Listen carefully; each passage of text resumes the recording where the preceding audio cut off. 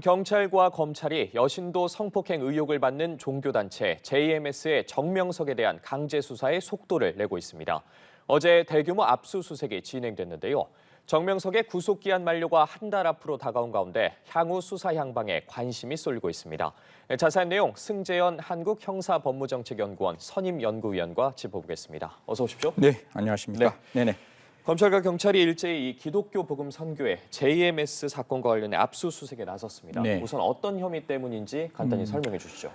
지금 JMS에 있는 정명석 총재에 대해서는 이미 성폭행으로 10년의 징역형이 이제 선고가 됐던 적이 있고 2018년 2월에 출소를 했는데 그 뒤에 아까 말했다시피 외국인 여성 2명을 준강제추행, 준유사강간 혹은 강제추행 혐의로 지금 재판을 받고 있습니다. 그건 재판을 받고 지금 리포트에서 나왔다시피 구속기간이 1심은 6개월이에요. 근데 그 구속기간 내에 재판을 끝내야 이 사람이 구속돼서 형을 살 수 있는데 1개월밖에 안 남았으니까 이제 그 기간이 끝나면 풀려 나오는 거거든요.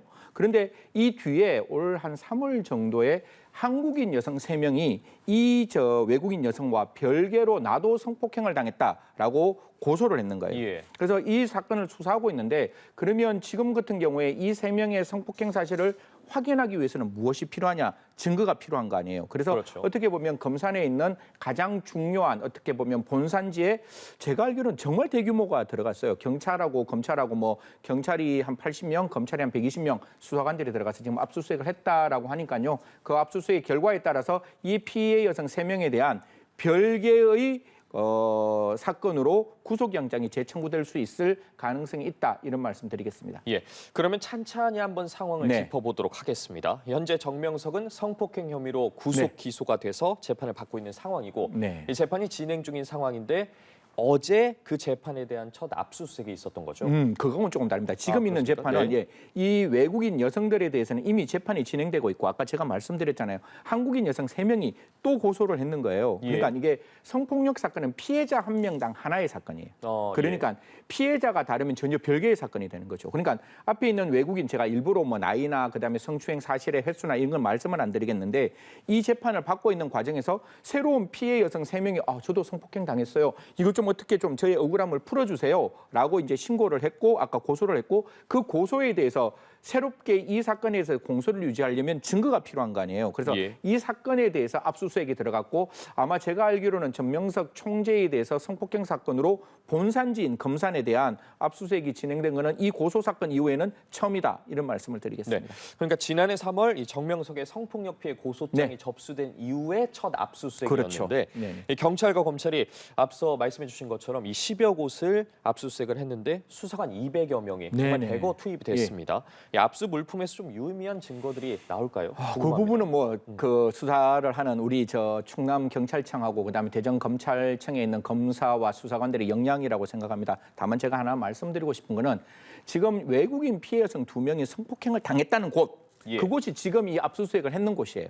그리고 모르겠습니다. 이게 제가 성폭력 사건이라가 너무 조심스럽고 제가 말 한마디 하는 게 2차 가해가 될까 싶어서 너무너무 조심스러운데 성폭행을 당한 장소를 이야기를 했을 거 아니에요. 보통 이제 성폭력 사건이 나오면 피해자와 1차적으로 피해자의 피해 사실을 검찰과 경찰이 들어요. 들으면 언제 어디서 어떻게 성폭행을 당했는 사실이 있을 거 아니에요. 그러면 우리는 모르지만 검찰은 이 사건이 어디서 성폭행을 당했는지를 알고 그 성폭행 당한 장소에 압수수색을 하는 건 당연한 일인 거잖아요. 그래서 그곳에 압수수색을 하면 그 사람들이 했던 피해 진술과 유사한 내용들이 있을 수가 있다. 그리고 다른 타 언론사에서 인터뷰했는 거 보면 그 장소에는 굉장히 부적절한 뭐 초음파 검사기도 있었다. 뭐 이런 이야기들이 나오기 때문에 그런 거를 전반적으로 들여다본다면 성폭행을 했다라는 사실에 대한 증거 수집을 할 수 있기 위해서는 반드시 그 장소에 대한 압수수색은 가능했고 뒤에 말하겠지만 우리가 정명석 JMS의 2인자라고 말하는 그 장소, 그 교회도 같은 날 동시에 압수수색을 했다. 이렇게 말씀드리겠습니다. 그 부분은 잠시 또 이야기를 나눠볼 텐데요. 지금 넷플릭스 다큐멘터리 나는 신이다가 방영되고 나서 특히 이 JMS 정명석 편이 큰 관심을 끌면서 수사에 좀 속도가 붙는 모습을 보이고 있습니다. 그런데 이 정명석의 구속기한이 다음 달 27일까지로 알고 있는데 한 달 남았지 않습니까? 네네.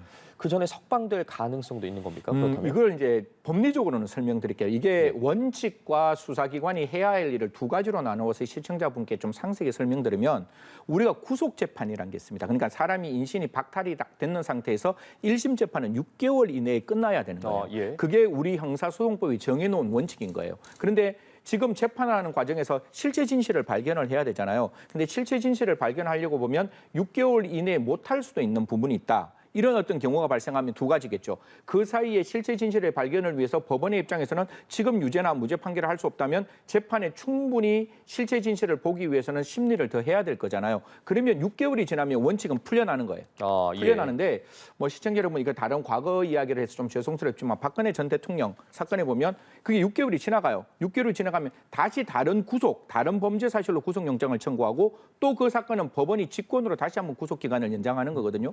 그래서 검찰 입장에는 피해 여성 3명이 따로 또 고소를 했다 그러잖아요. 예. 그럼 이 고소 사건은 아까 제가 말씀드렸죠. 피해자 한 명당 하나의 사건이기 때문에 이 3명의 피해자의 사건은 전혀 다른 사건이죠. 이 사건에 대해서 구속영장을 청구하면 이 구속영장에 의해서 다시금 이 6개월이 끝난다 할지라도 여전히 구속이 가능할 수 있는 부분이에요. 그래서 아까 레포트에도 나왔다시피 두 가지 전략을 쓰는 것입니다. JMS 정명석 측 변호인들은 정인의 출석을 지연시킴으로써 6개월이 도가에서 풀려나오는 전략을 쓰는 것 같고 검찰 입장에서는 정명석이 지금 이런 상황에서 다시 나오면 재범의 위험성이 있는 거잖아요. 아까 예. 제가 말씀드렸다시피 2018년 2월에 그 출소하고 난 다음에 지금 나오는 범죄 혐의 그 외국인들은 나오자마자 다시 성추행을 하는 그런 어떤 형태가 보이기 때문에 지금 다시 나온다면 또 선량한 피해자가 있을 수 있다 가능성을 검찰은 고민할 거 아니에요. 경찰과 검찰은 고민한다면 지금 구속 상태에서 계속 재판받는 게 맞다라고 생각하면 지금 있는 이 3명에 대한 고소 사건에 대한 새로운 범죄 사실을 입증해서 그 사람이 충분히 범죄 사실이 있고 도망하거나 도망할 우려, 증거인멸의 우려가 있으니 이 사람에 대해서 다시 구속영장 청구합니다. 라고 해서 구속영장이 발부가 딱 되면 지금 있는 재판 기간이 끝난다 할지라도 그 구속영장에 의해서 다시금 6개월 동안 구속재판받을 수 있다. 이런 말씀 드리겠습니다. 예. 자, 지난 21일 화요일에 재판이 있었습니다. 이 증인 신문이 예정돼 있었는데 증인 5명의 전원이 불참을 했다고 들었습니다. 이걸 또 시청자분께 또 설명을 드려야 되는데 정인은 그러니까 피고인과 검찰 측 정인이 두 사람이 있을 수 있잖아요. 그러면 피고인 측 정인은 어떤 정인인가 하면 피고인에게 무죄를 입증해 주기 위한 정인들이에요. 예. 그러니까 정명석 측에서 우리 쪽에서 유리한 정인 5명이 있다. 이 사람 출석시켜서 지금 있는 게 유사강간이 아니다. 준유사강간이 아니고 준강제추행이 아니라 그 사람들이 자발적으로 이 정명석에게 자기의 성적 자기 결정의 자유를 허용했는 것이다. 합의에 의한 것은 처벌할 수 없으니까 그렇게 하기 위해서 5명의 정인이 출석하기로 했는데 이게 정명석 측 프렌들리 위트니스 이쪽에 유리한 정인들이잖아요. 그럼 예. 나와서 이야기하는 게 맞겠습니까? 아니면 이야기 안 하는 게 맞겠습니까? 당연히 나와서 이야기하는 게 맞잖아요. 그렇죠. 왜냐하면 정명석의 무죄를 입증하기 위한 자기의 정인인데 근데 그 5명이 다 나오지 않았는 거예요. 그러다 보니까 이제 그 검찰의 입장에서는 이 5명이 안 나오는 거는 재판을 지연하기 위한 전략적인 거 아니냐. 참고인은 안 나와도 돼요. 그런데 법원의 정인은 안 나오면 정당한 이유 없이 안 나오면 이 경우에는 처벌받을 수 있는 또 감치명령 받을 수 있는 여러 가지 어떤 조건들이 만들어졌음에도 불구하고 5명이 다 정당한 이유 있게 출석하지 않았다라고 믿기는 좀 어려운 부분이 있으니까 검찰의 시각은 분명히 재판을 지연해서 이 6개월을 도과해서 풀려나오는 전략을 쓰고 있다. 이렇게 이야기를 할 수 있는 부분인 거죠. 자, 그런 의도로 저희가 일단은 볼 수 있겠네요. 그렇죠. 볼 수 있다. 예. 그렇게 부분에 볼 수 대해서. 있는 거죠. 자, 피해자들이 주장하기로 이제 정명석이 본인을 메시아라고 칭하면서 성범죄를 저질렀다고 이야기를 하고 있습니다.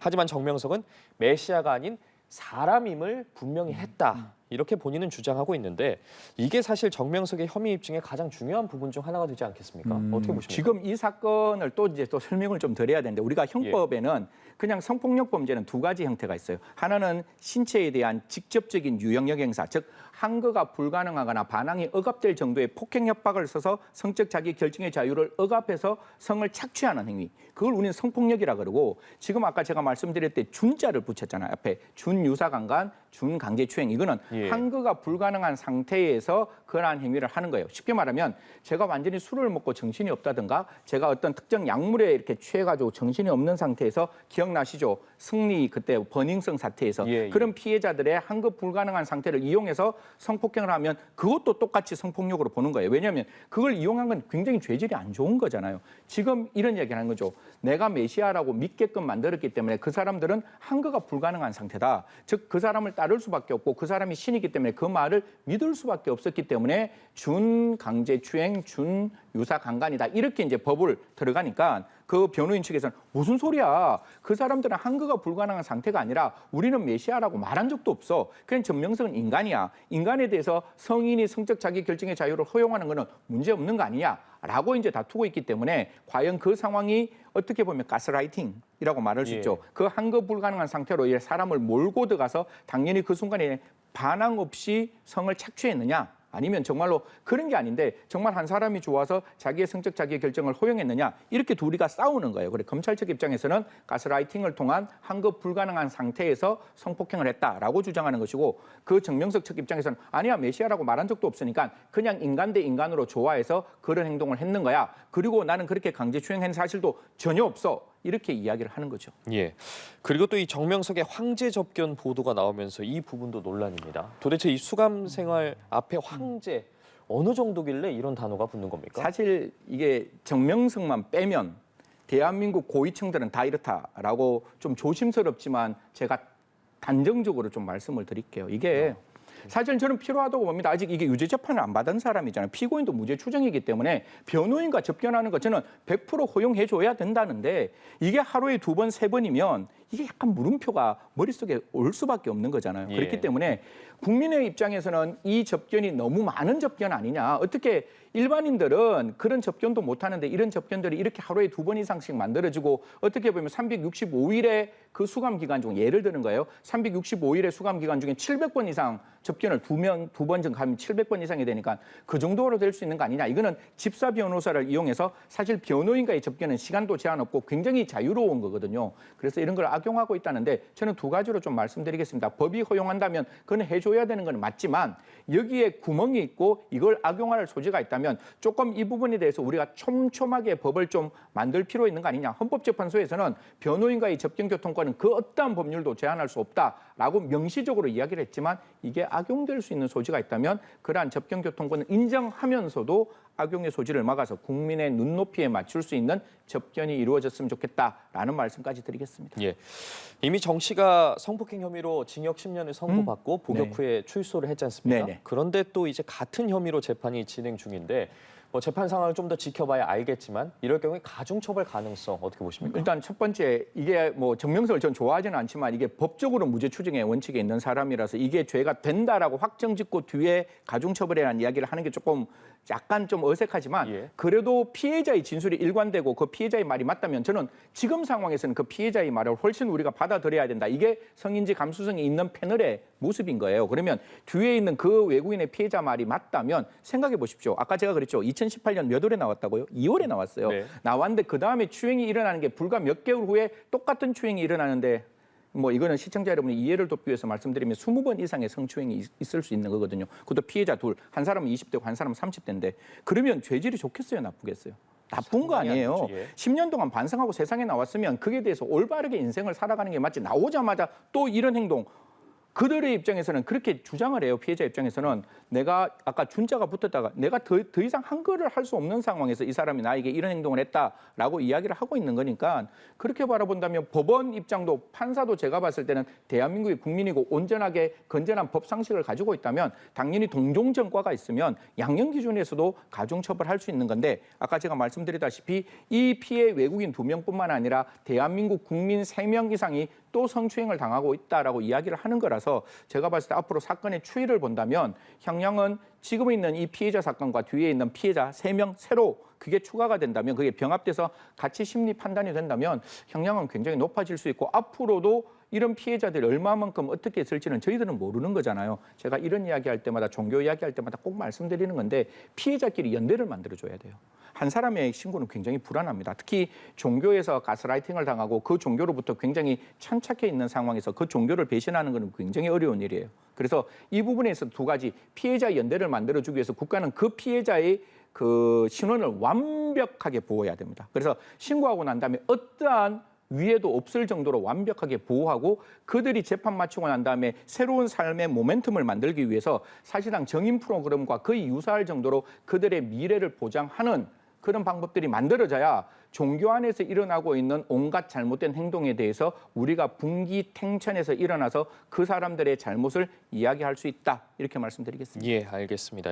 과거에 정명석이 유죄 선고를 받고 감옥 생활을 했고요. 네. 또 같은 사건으로 재판을 받고 있는데 그런데도 이 기독교 복음 선교회 JMS 여전히 유지되고 있거든요. 어떤 곳인지 궁금합니다. 뭐 기본적으로 하나님을 믿는 종교를 가지고 있어요. 그리고 저도 이게 옛날 뭐 특정 대학교에서 오손도손이라고 했었는데 저도 그 옆에서 이렇게 봤거든요. 보면 약간 통일교 교리를 좀 가지고 있는 것이고 정명석이라는 사람이 굉장히 이제 메시아의 역할을 하는 듯한 모습들이 보이고 있고 이 세력이 굉장히 많이 확장되어 있는 부분은 맞는 것 같습니다. 하지만 그 종교를 믿은 모든 사람들이 다 이러한 성착취에 공동으로 가입했다라고 저는 보이지는 않아요. 그중에 몇몇 사람들이 이 정명석을 위한 정명석에 의한 정명석의 어떤 종교를 만들기 위해서 도와준 부분은 있는데 제가 이야기하고 싶은 게 저도 종교를 믿거든요. 종교는 자기 삶이 너무 인간이 이렇게 연약하고 불충분하잖아요.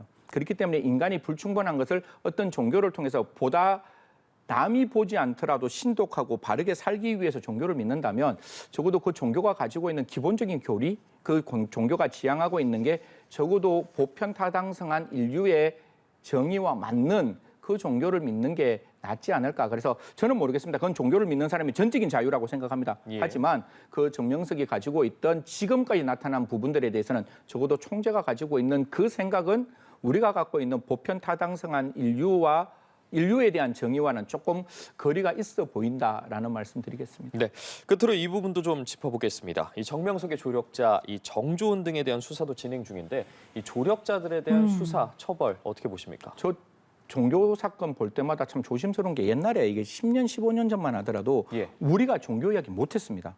뭐 특정 종교 지금 이야기하고 있는 A라는 종교도 그 종교에 있는 뭐 어차피 사람 나왔으니 이재록 씨에 대해서도 이야기했을 때 MBC PD 수첩이 완전히 이렇게 그 점거 농성 당하는 경우도 있었기 때문에 우리가 말을 못했던 그런 부분들이 있습니다. 그 부분들이 있고 그렇기 때문에 우리는 그 교주 한 사람을 처벌하는데 급급했어요. 그런데 지금 살펴보면 제가 아까 말씀드렸죠. 몇몇 사람들은 그중에 일정 부분 사람들은 이러한 성폭력에 분명히 도움을 줬고 도움 준 사람 중에 한 사람이 제2인자라고 본다면 이제는 수사를 좀 확대해서 두 가지로 바라볼 수 있겠죠. 만약에 형법상 적용될 수 있는 한 가지의 죄명을 말씀드린다면 범죄 집단 조직죄가 성립될 수 있는 가능성이 있으니까 살펴는 봐야 됩니다. 다만 이제로 처벌할 수는 없을 거예요. 하지만 그 다음 단계에서는 우리 형법 30조에 공동정범이라는 게 있습니다. 그거는 공동가공의 의사를 가지고 공동가공의 사실을 하면 그건 공동정범이에요. 그럼 정명석하고 똑같은 사람이 되는 거예요. 그렇게 가든지 아니면 적어도 정명석이 그러한 성착취를 하는데 도움을 줬다면 대한민국에서는 방조죄로 처벌할 수 있으니 세 가지를 검토해야죠. 범죄 집단죄가 성립될 수 있느냐, 두 번째 공동정범으로 처벌할 수 있느냐, 세 번째 방조범으로 될 수 있느냐에 대해서 조력자들까지 함께 처벌을 해야지 이러한 어떻게 보면 우리 사회에서 필요한 종교지만 그 종교가 악용되는 것을 국가가 막아줄 수 있는 형사 정책적 방법이 아니냐 이렇게 말씀드리겠습니다. 네, 알겠습니다. 수사 상황을 조금 더 지켜봐야 할 것 같습니다. 승재현 한국형사정책연구원 선임연구위원과 함께 이야기 나눠봤습니다. 고맙습니다. 네, 감사합니다.